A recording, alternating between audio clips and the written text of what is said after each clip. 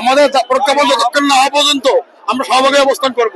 Police যতই পদক্ষেপ নেয়, যত আইনি ভয় দেখাক, আমরা ভয়ে ঘরে কোনো কিছুতে কাজ করব, আমাদের অবস্থান থেকে আমরা নড়চড় করব না।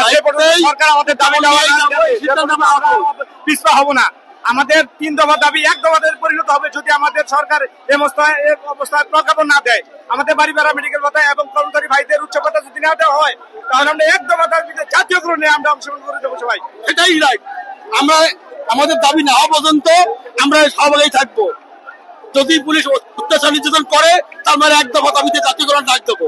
এতে যত ক্ষয়ক্ষতি হোক, সরকারি মেসেজ এসেছেন কিস্তি আকারে 10%, যদি 12 তারিখের আগে 10% আকারে প্রজ্ঞাপন দিত, আমরা মেনে নিতাম।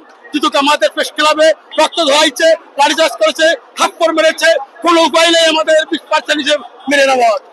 হয় দাবি প্রজ্ঞাপন, নইলে আমরণ অনশন। শুধুমাত্র 1000 টাকা বাড়ি ভাড়া দেয়। যেখানে সরকারি চাকরি করে তাদের 45 থেকে 60% পর্যন্ত তাদের বাড়ি ভাড়া দেয়। তাদের আমার স্কেল 22,000 টাকা, আমি শুধু 1000 টাকা পাই। আর আমার স্কেলে সরকারি চাকরি যারা করে তারা 11,000 থেকে বা 11,000 থেকে তার বেশি পায়।